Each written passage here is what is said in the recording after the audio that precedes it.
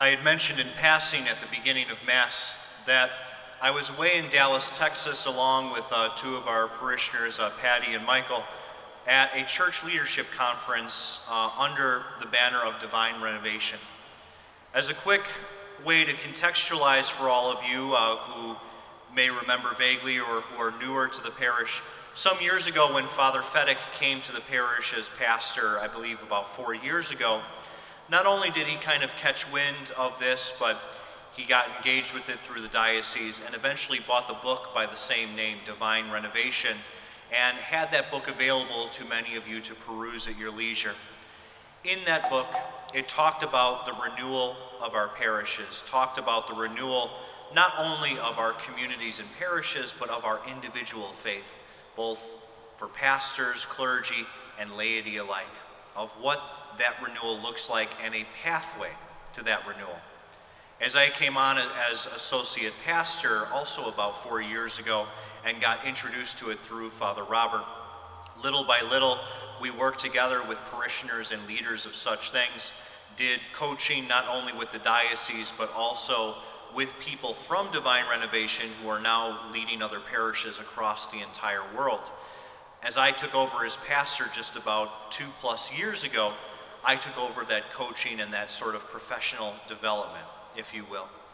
In going then to this conference in Dallas, Texas, one of the homes, the first parishes that undertook that, St. Anne's in Coppell, Texas, just north of Dallas, it was really amazing to be at a church. And if you think, for the context of all of you here in Chicago, think of Queen of All Saints down the road, a campus about 3-4 times the size of Queen of All Saints, just a massive campus.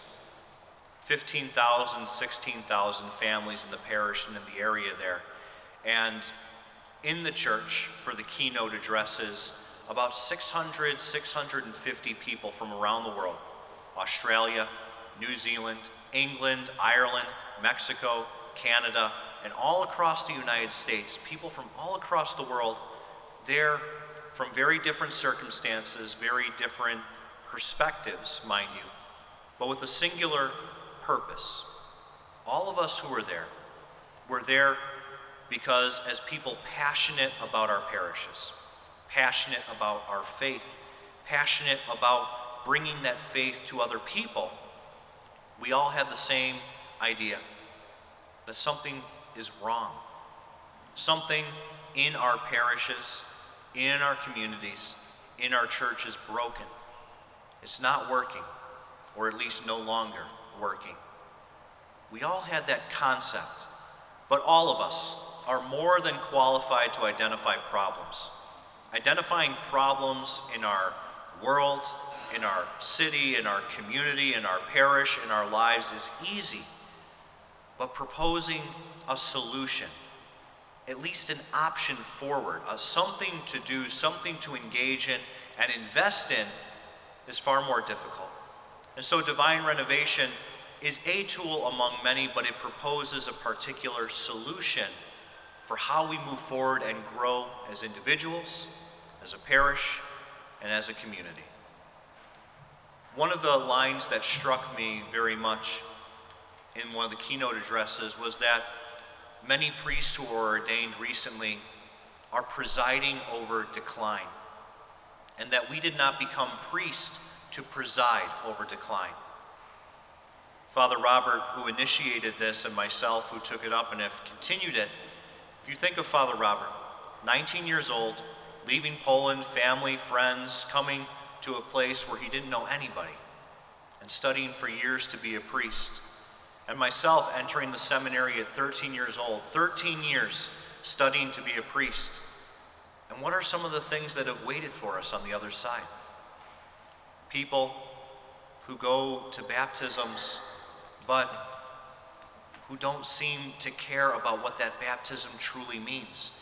Being baptized into the life, the death, and the resurrection of Christ and the mission of Christ. Baptizing people who don't know Jesus or don't want to know Jesus. Doing First Communion after First Communion, in which that child's second communion might be years later, if at all. Confirming teenagers in Catholicism. But what's being confirmed? The statistics show that 70, 80, 90% of them will never go back to church after the time they turn 18. Is that what I became a priest for? Is that what Father Robert became a priest for? Is that what anyone who spends years of their life learning the gospel and wanting to preach the gospel and to administer sacraments just to become a glorified vending machine or a factory? Worthless, depressing, frustrating. But again, it's easy to identify problems. It's far more important to identify solutions. In that further way then, otherwise here at our parish, again, people from around the world are facing different challenges, struggles, everything else. But here at our parish, the reality is clear. So many of our families, as soon as they graduate Immaculate Conception, or their last child graduates Immaculate Conception, we never see them again. Part of volunteering, helping, being a part of the parish, the moment their child moves on to high school, even the ones whose faces I saw in these seats every single week are gone. Maybe for good. 10, 15, 20 years, just gone. And further than that, a school of 550 children, 200 in our religious education program, only a small fraction of them here in our seats. Again, we can see and we can enumerate and list the problems clearly. We can see it with our eyes and we can feel it in our hearts. It's easy. So what's the path forward? What do we do? In regards to the first steps, I think most of all the thing that I intend to invest my time in here at the parish is leadership. The only way to change our parish and to grow our parish for the better is leadership, raising up leaders in our parish. I've listed to you all the things that need to be done, and there's far more than what I've listed. But me, as an individual, I lack the time, the resources, the knowledge, the skill, the talent. I am incapable, as a pastor, as a priest, doing it on my own. But I have individual gifts. I have something I can give. And I know that there are people in this parish who have something to give and have given it. One of the reasons I have confidence is that as I added up all the people who volunteer, ushers, lectors, Eucharistic ministers, ministers of care, Alpha team, evangelization team, council members, and even staff, if I add up all of those people together, there's well over 115, 120 people at this parish right now who sacrifice their time, their energy, and their love for this parish, for each other. But one of the things that I learned while at that conference, or rather reinforced, it was in my head but I didn't know how to put it into words, was that leadership, my leadership or any leadership, is not just giving someone a task and giving them the freedom to go about that task. It's something that I enjoy to do. I like to give people the freedom that if they're passionate about something or they see something, and to do something about it. But leadership isn't just about a task.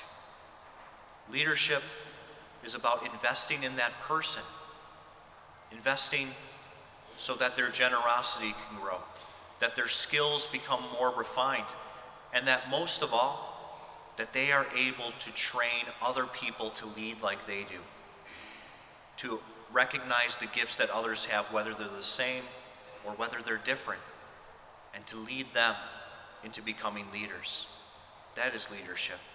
Something that I've not been good at, something that perhaps I've failed to do, but that I want to invest my time in learning that and doing that with the well over 100 people who are leading our parish in many ways.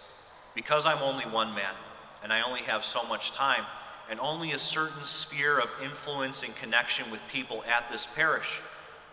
But if I can invest in the people who've made that first effort to get to know me and I to know them, and their sphere of influence, and their gifts and their way of relating and communicating, if I can invest in that, Immaculate Conception will look like a very different place in a few years. So that's the first step. I want to focus this year on our leaders, investing in them, growing them, and empowering them to be able to reach out to more people at our parish. The step after that then becomes this, with our school, with our families. It's easy to identify. We can identify a million different reasons why things are the way they are. But at the end of the day, maybe it's also a failure on our part here at the parish. At the end of the day, just because kids are sent to our school or come to this church does not mean that they've received a Catholic education. Going to Catholic school is not a Catholic education. Parents are the Catholic education that they seek for their children. But we as the school are meant to teach your children what you are teaching them and to reinforce what you are teaching them. And us at the church are meant to strengthen most of all, not just your children, but your parents, to give them the tools, the confidence to know which way to go, how to navigate their own homes, their own situations, their own circumstances. It's our job to invest in parents as leaders. Because parents, by nature, by definition, are leaders of their family. And we as a parish need to build up our leaders so that we can build up those leaders, the parents, as well. If it sounds like it's an insurmountable task and a long road, it's because it is. None of it is possible without God's grace. None of it is possible without us doing it together. But I hope at least my coming back to you and speaking to you and at all the masses this weekend has at least put something into your heart. Do you, sitting here in your own families, neighborhoods, communities, Immaculate Conception, also feel in your heart that something is wrong, something is not working, but you're not sure what? I hope you ask God in your heart, you petition the Holy Spirit in your heart to say, maybe I could become a part of what we're doing here. Become a leader in our parish so that I can lead others. I hope so, because I think if there's already over 100 people here, we couldn't say that 5 years ago, but we can say it now, which is why I'm hopeful that we're moving in the right direction. But now it's time to take that next step. I'll leave you with this, a phrase that I thought was very profound and meaningful to me, that leadership is not based on how much things a leader does.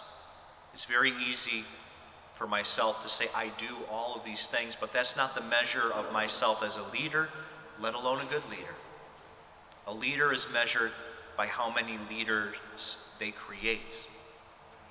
So if I can create, if I can invest in, if I can strengthen leaders in this parish, that's the measure of my leadership and of their leadership. It's not about how much we do, it's about how much we empower others to do. And that's my vision for the parish this year. So I hope not only you'll pray for me and for the many people who have given their time, but maybe you yourself likewise will see to the same. And together, with God's love, through His grace, we can build the kingdom of God.